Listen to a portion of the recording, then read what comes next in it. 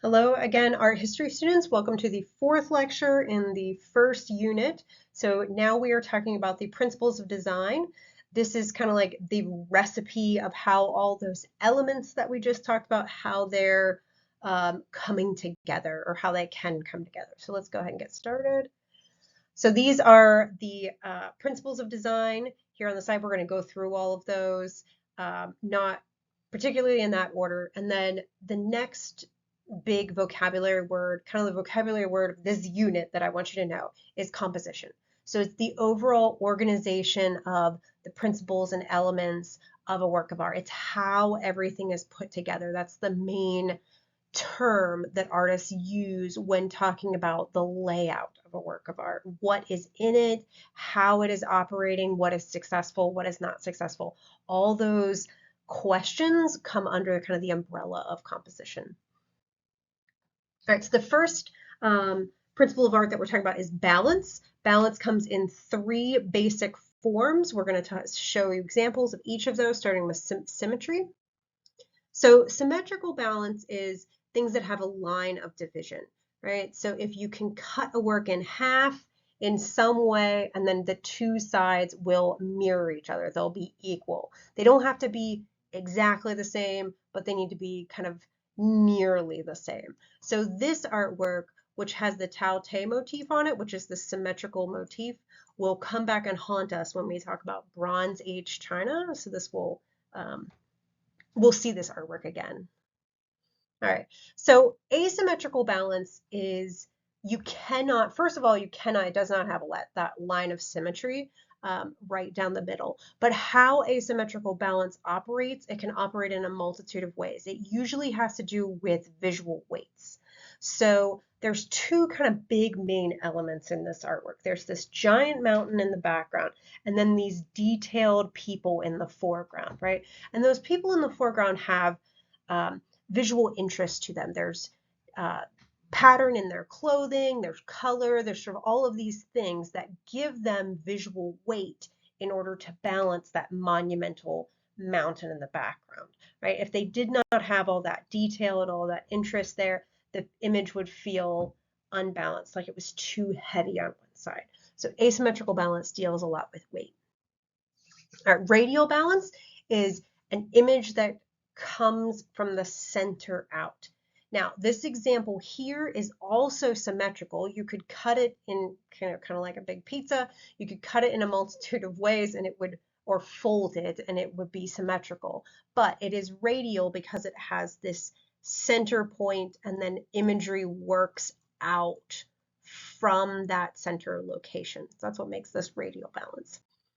Okay, next on our principles is emphasis and subordination. These are complementary concepts and they come in a lot of different forms. So this is a pretty big one.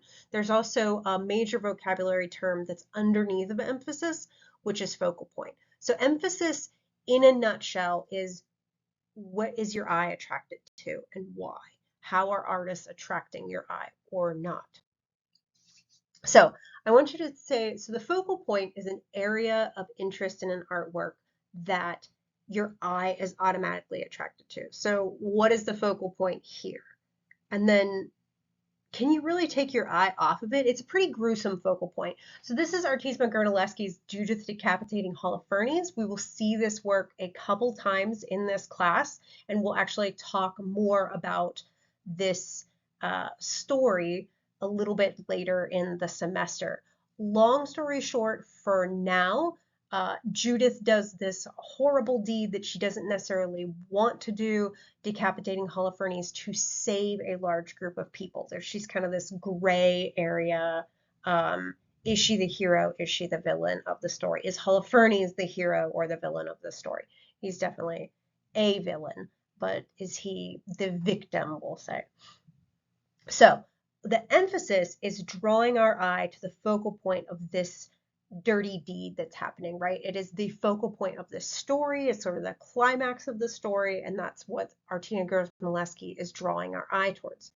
She's doing this using the elements of art, right? So directional line, contrast and value. We can't even really see the background behind all of these characters, the colors, and definitely those directional lines. So there's a very clear focal point that's happening kind of right there in almost the center of the painting.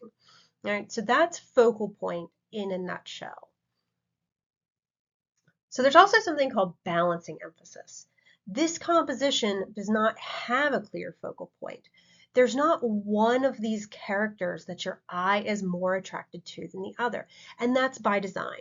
So Jacob Lawrence is the artist, and he's talking about this artwork is part of a larger group of prints that has to do with the storyline of an African American group of military, I want to say army, but please don't quote me on that, like a regiment, a military regiment. And the point is that neither one individual is more important than the other. So there's no clear focal point because there's no clear hero, right? All of them are equal. That's kind of the reason for this balancing of this emphasis, right? So there's usually a reason that an artist is creating or not creating emphasis in an artwork. Okay, so we're going to use a story from history a story from myth to kind of make another point about this. So what is the focal point of this artwork as you look at it? Right? So it's this large figure in what is kind of the foreground with wings falling from the sky. This is from the story The Fall of Icarus. I don't want to get into a long spiel about the story. You can definitely Google The Fall of Icarus. There are many iterations, but the short interest point of the story is Icarus gets made for him by his father these wings so that him and his father can fly to safety. They're going to fly over the ocean back to the mainland. They're stranded on an island. But that's more detail than you need. So his father tells him before they take off, don't fly too close to the water or your wings will get wet and you'll fall into the ocean and drown. Also, don't fly too close to the sun, right? Because the wax will melt and your wings will fall apart. Icarus goes, he's flying, he's loving it, he's, oh my gosh, yay! And then he flies too close to the sun and falls to the ocean and drowns. If someone ever says to you, like, don't fly too close to the sun, that's a reference to this story. All right, so this moment that this artist is capturing is the fall of Icarus, right? His wings have begun to melt and he's falling to Earth, right? That is also the focal point of the story, right? To Icarus, that is the biggest thing that is happening to him that day. He's falling to his death, right? It's kind of a big deal. So there's also this thing called subordination, which is basically in art the anti-emphasis. It is where the artist is deliberately subordinating or drawing the viewer's attention away from a particular part of the composition.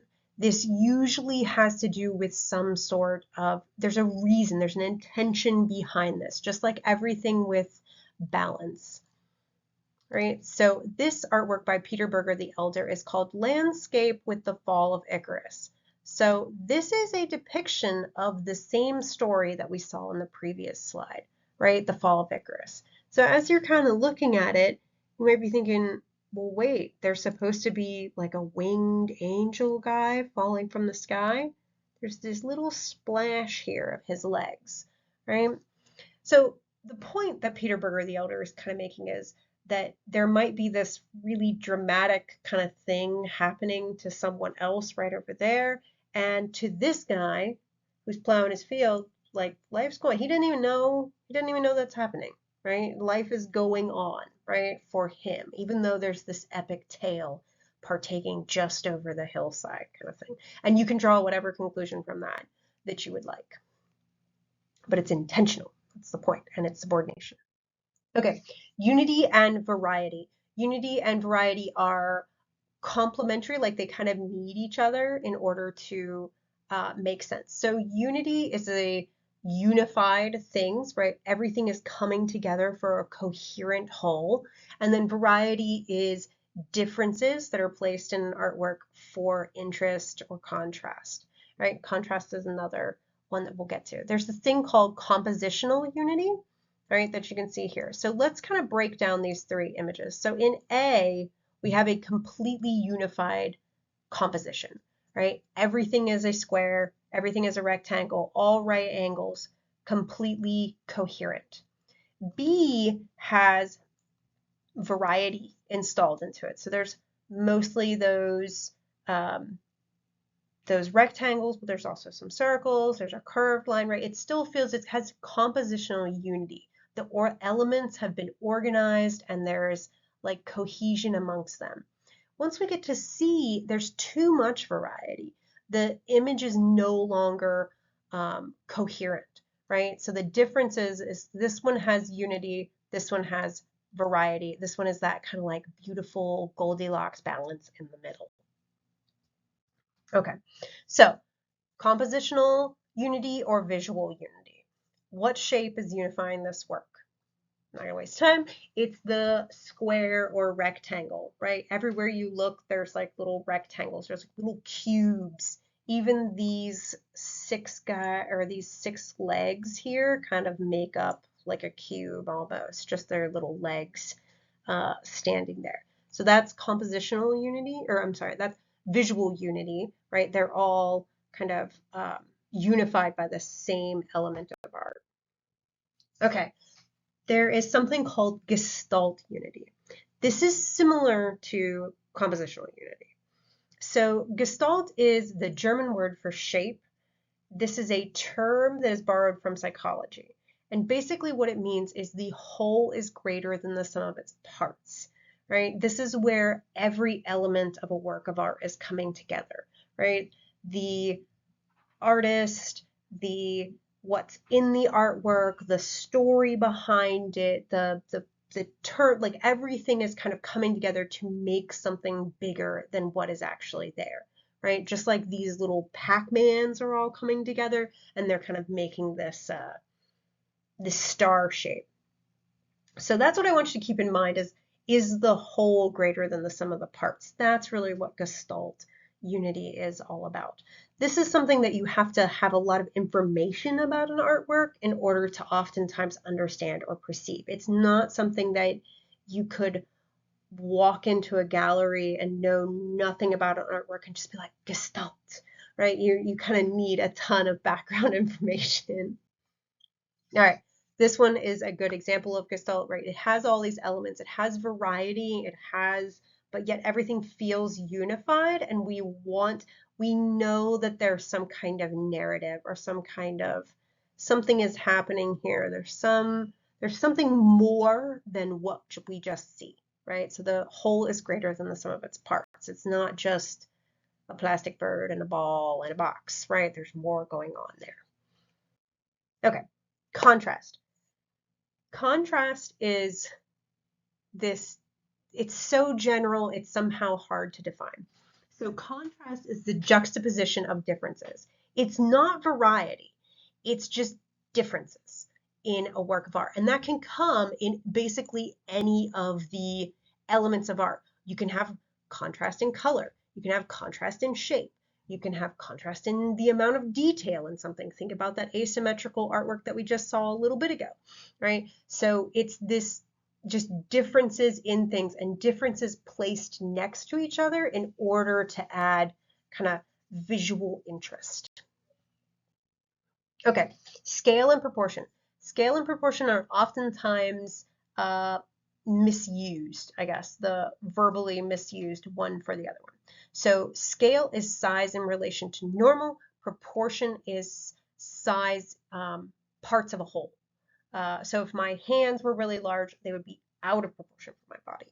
Okay, artists make conscious choices about scale, and usually that has to do with the statement that they're trying to make.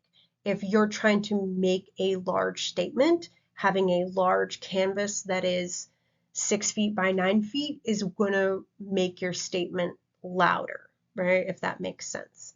That'll make more sense as we get into the art history part of the class. Scale, size in relation to normal. This matchbook is very much out of scale. It's enormous, right? There's kids climbing on it. That's about scale. Proportion, size in relation to the parts, right? So this one is wide in proportion to how tall it is and squat in proportion to how wide it is, etc. So scale and proportion, similar but different. Rhythm and pattern. So rhythm is based on repetition, and both rhythm and pattern arise from repetition or recurrence of something. This is another one of those that they're like very similar but different. Pattern. Do we need to turn this vase in order to know what's on the other side? We know exactly what's going to be there. If this had been turned, it would look exactly the same. I could put two images side by side that are exactly the same and be like, this is the front and the back. You'd be like, yeah, it's pattern. It's going all the way around. All right? It's predictable. Rhythm is, there is predictability, but it is not as exacting. We cannot exactly predict. So this is Chuck Close's self-portrait. We're going to look at a detail of this just to drive my point home. So rhythm, right? Some of these are shaped like V's. Some of these cells are singular. Some of them are merged kind of together like these two here, right? There's rhythm of this kind of diamond, square, checkerboard pattern, but the color's not predictable. Exactly what we're looking at isn't predictable. So it has rhythm, but it's not a predictable pattern. Okay, visual rhythm is repetition of accented elements, usually shapes. And what this does is it leads your eye from one area of an artwork to another. So if the focal point, which I'm using a term that we just learned, the focal point is like, I want your eye to be at this location, right? What rhythm does is takes your eye from one location to another location in a work of art. This is actually really hard to see happen because when it's done well, you don't even know that it's happening. It's just like your eyes move and you just go with the flow, right? Let's look at a real world example. This is Peter Berger, The Elders, Hunters in the Snow, right? So I want you guys to take a moment. If you want to pause the video, you can. And I want you to look at it for a moment and say, okay, what did I look at first, second, and third, right? Now, I'm not going to pause, but I'm going to bet you that what you saw first was these guys. Then your eye traveled down to this. Then it moved up to these mountains and these birds and back down these trees to those guys again. So this artwork has this really nice kind of circular rhythm to it, right? And it happens so effortlessly. It's almost hard. I'm going to highlight it, and it's almost hard to notice. There's like people burning a big bonfire back here. They're cooking, but it's like you almost have to like purposely make your eye go over there and look at them, right? Because the visual rhythm is so easily flowing through the artwork. All right, so those are the principles of art, right, that we have. So stay with me because I'm going to talk about your discussion now. Okay, so there's terms that you need to know. We talked about composition, which is the organization of the elements and principles of design. So there's this new term, which is medium or material, right, or medium or media, which is the material that an artist chooses to make an artwork from. Content is what is included in a work of art. Now, content is one of those terms that technically it is just what is in an artwork. This is an artwork of hunters in the snow with a pond, with birds, with a mountain, and it comes down, and trees, right? That's technically what content is.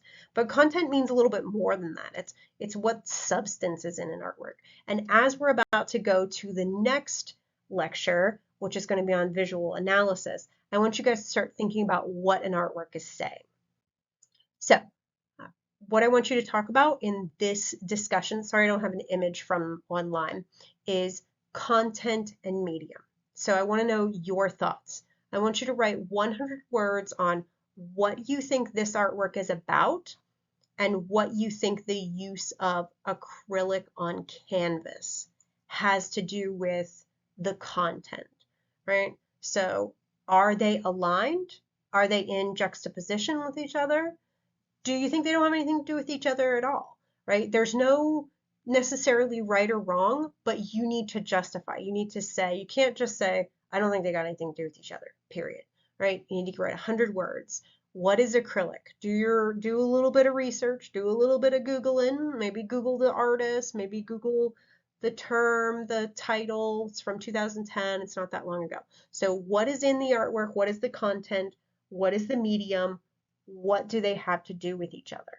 Right? Is it a good match? Is it a bad match? Etc., etc. I just want you guys to start to turn your wheels on that sort of stuff. So, getting long. Check the discussion board for due dates and all that kind of good stuff. Email me if you have any questions. Thank you.